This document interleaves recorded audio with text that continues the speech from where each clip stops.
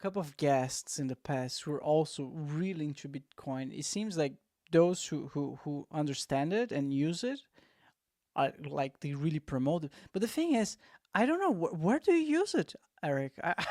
I don't see Bitcoin. How where, what did you buy with Bitcoin? Like I don't like in my day to day life. Never like let's say the norm general like the standard person going throughout their day to day life. They go to the bakery, they go to the supermarket, they might go to a restaurant from time to time. They go to the media market here in Germany, buy like a TV from time to Amazon. Like none of those places accept Bitcoin. So where would it be valuable? Yeah, no, dude, you're 100% right. And don't get me wrong, Bitcoin has its own share of problems too. And if you say Bitcoin is the perfect thing, you're lying or you're delusional. And I don't think people are ready to use Bitcoin yet. And there are two main reasons cryptocurrency has been massively adopted. The first is the incentive structure. It's like why, like you said, why would I use Bitcoin? My dollars work fine. Like okay, that's great. Like a small percentage of people are hodling their Bitcoin. They're being annoying about. They're being loud. That's good for you, but I have no incentive to really use that. And that's where companies I've built that have tried to solve that problem too, like attaching e-commerce benefits to a cryptocurrency product for that example. But the big reason Bitcoin is not usable is just simply the UI is not good. Like for example, if you wanted to spend Bitcoin now, how would you do that? I don't I don't know. know. Yeah. Yeah, like and I can't have my mom figure that out. I mean, even if you did know, like I could figure it out, I'm sure you could figure it out. I can't have my grandma interacting with that user interface. Like I can't have my grandma downloading a wallet, writing down a password, just sending Bitcoin, can't get the refund. So there's a lot of work that has to be done. But right now Yeah. it's just kind of right now it's just kind of functioning as gold. In the future, if it functions as gold, I think that adds enough value because that adds that checks and balances. Whereas like it would stop the unlimited money printing. Whereas if like imagine like when the United States was on a gold standard, you just couldn't print money en masse because it had to be a 1-to-1 tie. And what does this result in? It results in a lot less war because you can't just fund war without credit or debt because it's just so expensive. I think it results in a more peaceful society. Bitcoin is still a child. I would say if we're in an age like Bitcoin's probably like 4 years old, and it's starting to become something like people are already talking about. People are like institutions already get into it, but it has a lot of work to do. A lot of tech improvements have to work, and just like any technology, for cryptocurrency to be long term successful, I have to be using it without me using it. So like for example, I need to take on my phone. I have a credit card. Take on my phone. I have Bitcoin in my wallet. I scan it at the local merchant. They get paid in Bitcoin on the back end, and then they get Bitcoin deposit in there. But neither of us know it's actually happening. And then it would probably go to Chase, and then the money would deposit into their Chase account. But just like a currency backed on either Bitcoin or a digital peg. Wasn't there a scammer who actually promoted exactly that? He was like, "Guys, I have this new brand, new innovative idea. We're gonna release our whatever scammer card. I don't Yeah. remember his name, and it's gonna work exactly like you said. Everything's working with Bitcoin in the background, but you don't need to worry about it. All the conversions happen instantly. Instantly, you don't need to worry about.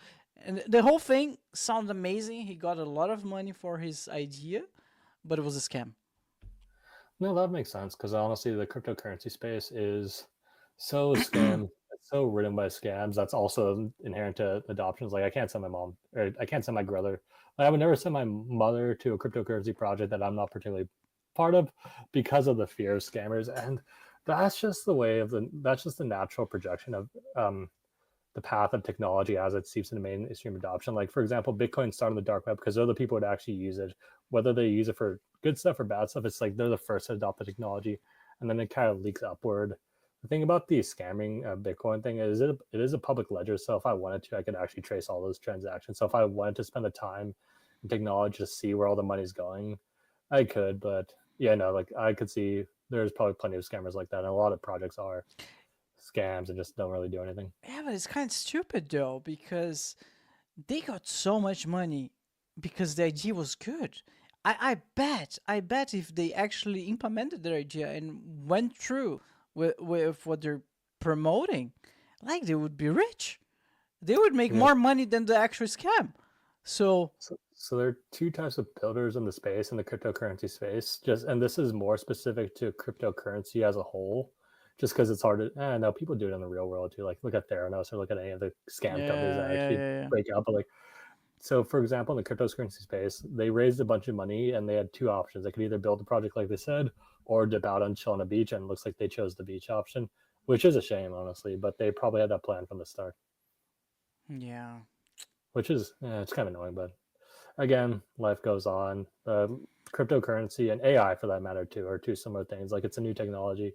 There are a bunch of dumb projects. There are a bunch of scam projects. But as the space matures, those kind of get weeded out over time and becomes more and more sustainable. So it's just a function of it just being new, and there's not that much regulation going on. So a bunch of people are trying a bunch of stuff.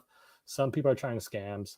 Some people are trying real projects. Sometimes the real projects fail, and people think that they're scams because they failed, but no, they just failed normally. But and the thing with cryptocurrency is like again, like it's all the thing about cryptocurrency. It comes with ownership, meaning like if I send my, I own the Bitcoin I have, it's mine.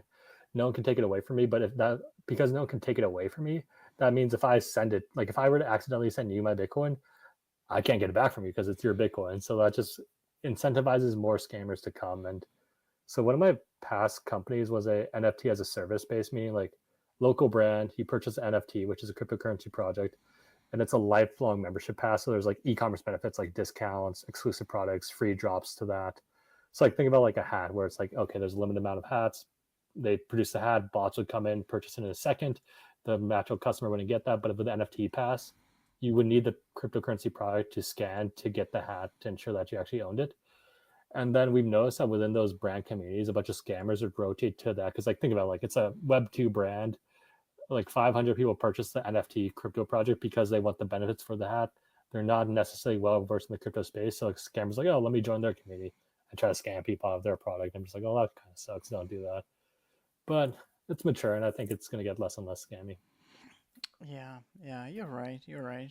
Yeah, we don't know. We'll find out, right? We definitely will find out. Yeah. I would say the internet. I mean, depend. For a bit, then you came back. I think we lost connection. Oh, I think we're back. Let's 1 second, guys. I'm so sorry, Eric. Let me see if the show. 1 second, guys.